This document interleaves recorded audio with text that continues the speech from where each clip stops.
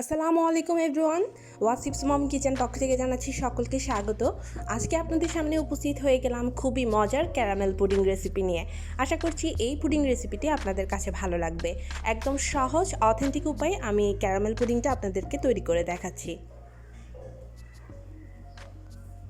প্রথমে আমি 3 পিস পাউরুটি নিয়ে নিয়েছি এবং পাউরুটির পাশগুলো ঠিক এইভাবে একটা ছুরির সাহায্যে ছেঁটে নিচ্ছি। প্রত্যেকটা পাউরুটির পাশ ঠিক এই রকম করে ছেঁটে নিতে হবে। এই পাশগুলো আপনারা ফেলে দেবেন না, এগুলো দিয়ে ব্রেড ক্রাম্বস তৈরি করা যায়। তো এখন আমি পাউরুটিগুলো ছোট ছোট খণ্ডে ভাগ করে নিচ্ছি।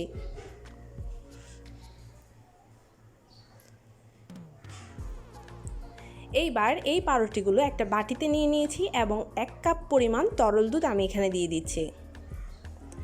তরল দুধ দেওয়ার একটাই কারণ পাউরুটিগুলোকে খুব ভালো মতন নরম করে নেওয়া। একটা চামচের সাহায্যে খুব ভালো মতন পাউরুটিগুলোকে আমি ভিজিয়ে নিচ্ছি। খুব ভালো মতন ভেজানো হয়ে গেলে চলে যাচ্ছি চুলায় ক্যারামেল তৈরি করবার জন্য। যেই বাটিটাতে আমি পুডিংটা করব সেই বাটিটায় আমি ক্যারামেলটা তৈরি করব। সেই জন্য চুলায় আমি বসিয়ে দিলাম 6 ইঞ্চি কেক টিন। এবার এখানে দিয়ে দিচ্ছি 4 টেবিল চামচ পরিমাণ চিনি। 4 টেবিল চামচ পরিমাণ চিনির সাথে আমি এখানে দিয়ে দিচ্ছি 1 টেবিল চামচ পরিমাণ পানি।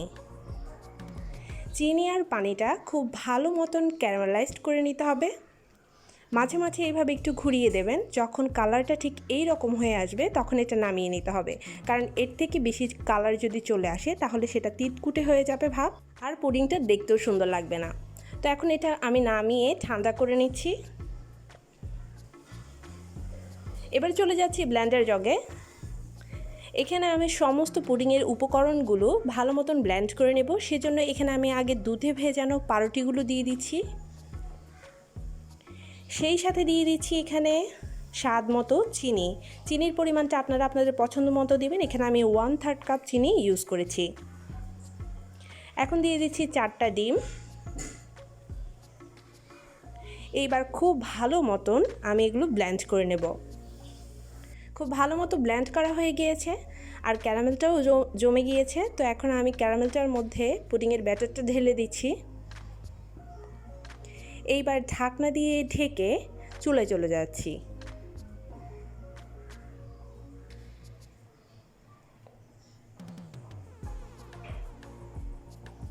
চুলায় একটা মোটা তলযুক্ত হাঁড়ি বসিয়ে এখানে আমি 2 কাপ পরিমাণ পানি দিয়ে দিয়েছি। এবার একটা স্ট্যান্ড বসিয়ে দিলাম। এর উপরে পুডিংয়ের পাত্রটা বসিয়ে দিচ্ছি। এখন ঢাকনা দিয়ে ঢেকে 40 মিনিট এই পুডিংটাকে আমি বেক করে নেব।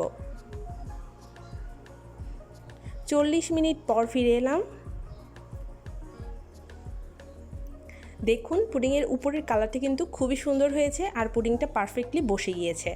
তো এখন আমি একটা কাঠির সাহায্যে আপনাদেরকে চেক করে দেখাচ্ছি। আপনারা চাইলে ছুরির সাহায্যেও দেখে নিতে পারেন। দেখুন একদম ক্লিন এসেছে কাঠিটা, তার মানে পুডিংটা পারফেক্টলি হয়েছে। এই পুডিংটা 2 ঘন্টার জন্য নর্মাল টেম্পারেচারে রেখে দেব। ঠান্ডা হলে তারপর পরিবেশন করে দেখাচ্ছি। পুডিংটা ঠান্ডা হয়ে গিয়েছে। পুডিং ঠান্ডা খেতেই কিন্তু বেশি ভালো লাগে। তো একটা কাঠির সাহায্যে আমি 4-5টা এইভাবে ছাড়িয়ে নিচ্ছি যেন পুডিংটা খুব সহজেই বের হয়ে যেতে পারে।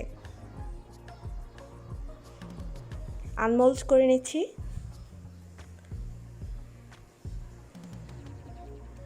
দেখুন কত সহজেই পুডিংটা বের হয়ে আসছে। মাশাআল্লাহ, পুডিংটা খুবই সুন্দর হয়েছে। দেখতেই পাচ্ছেন পুডিংটার কালার কতটা সুন্দর এসেছে। এই পুডিংটা আমি আপনাদেরকে কেটে দেখাচ্ছি কতটা ক্রিমি হয়েছে এই পুডিংটা। ভিতরের টেক্সচারটা দেখুন কতটা সুন্দর এসেছে। আশা করছি আমার এই পুডিং রেসিপিটি আপনাদের কাছে ভালো লেগেছে।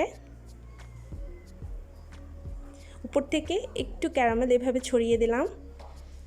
কতটা নরম তুলতুলে পারফেক্ট একটা পুডিং। এইভাবে পুডিংটা তৈরি করলে আপনারা নিরাশ হবেন না। সবাই ভালো থাকবেন, সুস্থ থাকবেন। আগামীতে অন্য কোনো রেসিপি দেখার আমন্ত্রণ জানিয়ে আল্লাহ হাফেজ। আল্লাহ হাফেজ।